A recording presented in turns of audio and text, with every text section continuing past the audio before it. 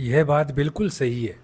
जिसने परेशानी को परेशानी मान लिया, उसका दिमाग केवल परेशानी के साथ ही रहेगा, वो उसका सॉल्यूशन यानी समाधान कभी खोज नहीं पाएगा। इस बात को समझने के लिए आइए एक कहानी सुनते हैं। इस कहानी में एक पंडित जी थे। वे बड़े-बड़े लोगों के यहाँ पर पूजा पाठ करवाया करते थे। एक बार वही पंडित जी राजा के महल में पूजा करवाने गए। जैसे ही पंडित जी ने पूजा को ख़त्म किया, तभी पूजा के ख़त्म होते ही राजा को एक मजाक सूझा। राजा ने पंडित जी से मजाक किया और पंडित जी से एक प्रश्न पूछ लिया। राजा ने प्रश्न पूछा, पंडित जी बताइए, आप तो भगवान की पूजा करते हैं, तो क्या आप बता सकते हैं कि भगवान कहाँ रहते हैं? उनकी नज़र किस ओर रहती है और भगवान क्या क्या कर सकते हैं? राजा का प्रश्न सुनकर के पंडित जी घबरा गए। उनका दिमाग खो गया। उन्होंने इसको एक परेशानी मान लिया। लेकिन फिर भी पंडित जी ने जैसे तैसे अपने आप को संभाला और राजा से कहा, महाराज, इस सवाल के जवाब के लिए मुझे थोड़ा सा समय दे देते।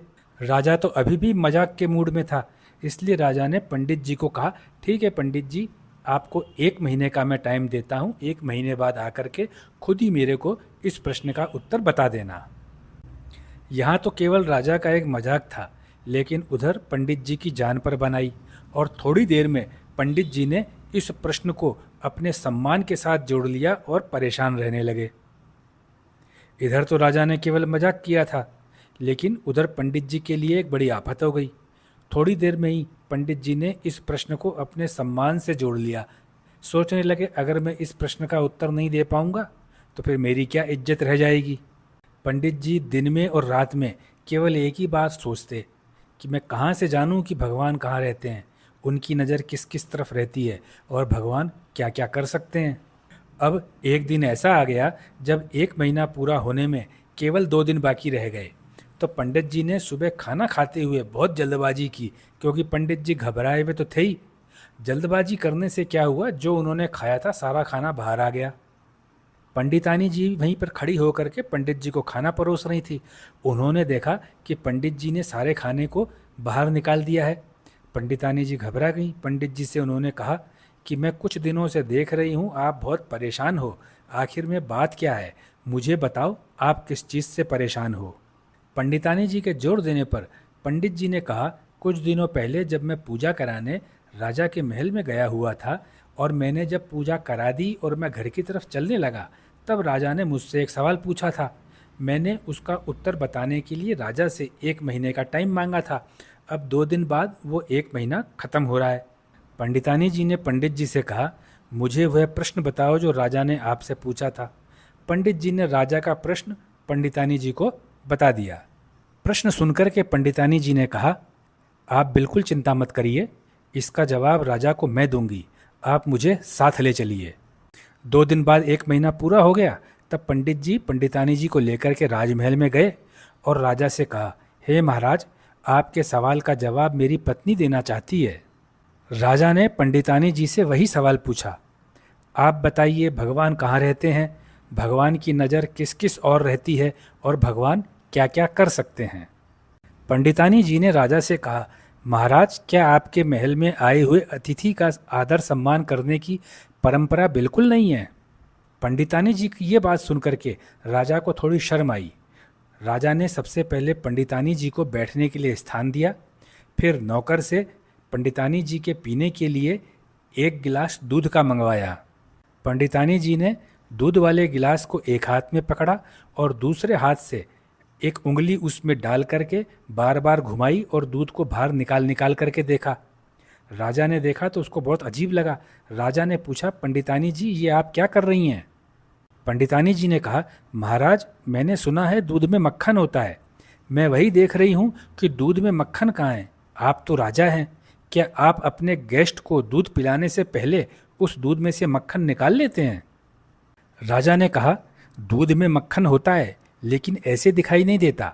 जब दूध को जमा करके दही बनाया जाता है और फिर दही को जब मथा जाता है, तब जाकर के मक्खन मिलता है। अब पंडितानी जी ने कहा, महाराज, यह आपके पहले सवाल का जवाब है। जिस तरह दूध से दही और फिर दही को मथने से मक्खन मिलता है, उसी तरह भगवान हर जीव के अंदर मौजूद होते हैं, केवल पहचानना पड़ता है।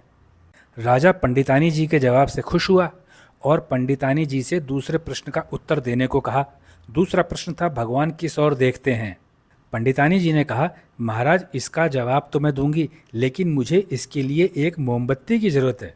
इसलिए राजा ने तुरंत एक मोमबत्ती मंगवाई। पंडितानी जी ने मोमबत्ती को जला करके कहा, महाराज क्या आप बता सकते हैं इस मोमबत्ती की रोशनी किस किस तरफ है? राजा ने कहा, इसकी रोशनी तो चारों दिशा में एक जैसी है।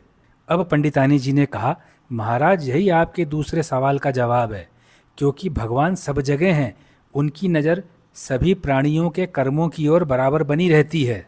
अब राजा ने कहा, मेरे अंतिम सवाल का जवाब दो कि भगवान क्या क्या कर सकते हैं। पंडितानी जी ने कहा, महाराज मैं इस सवाल का उत्तर अवश्य दूंगी, परंतु इसके लिए मुझे आपकी जगह पर और आपको मेरी जगह पर आना होगा। क्योंकि राजा को उत्तर जानना था, इसलिए वो तुरंत तैयार हो गया। अब पंडितानी जी राजा के सिंहासन पर जा बैठी और राजा सामने वहीं खड़ा हो गया जहाँ पंडितानी जी खड़ी थी। फिर पंडितानी जी ने कहा, महाराज आपके अंतिम सवाल का जवाब यह है, आपने कहा था कि भगवान क्या क्या कर सकते हैं, तो भगवान यह कर सकते हैं, मुझ जैसी साधारण औरत को राज सिंहासन पर बिठा सकते हैं और आप जैसे राजा को मुझ जैसी साधारण औरत की जगह पर खड़ा कर सकते हैं। इसके बाद राजा पंडितानी जी से बहुत खुश हुआ और पंडितानी जी को इनाम देकर के सम्मान से विदा किया। एक बात जानने और समझने की है, समस्याओं से परेशानियों से तो सभी घबराते हैं। परेशानियां आती हैं तो हमारे दिमाग में बेचैनी हो जाती है, हमारा दिमाग काम करना बंद कर देता है।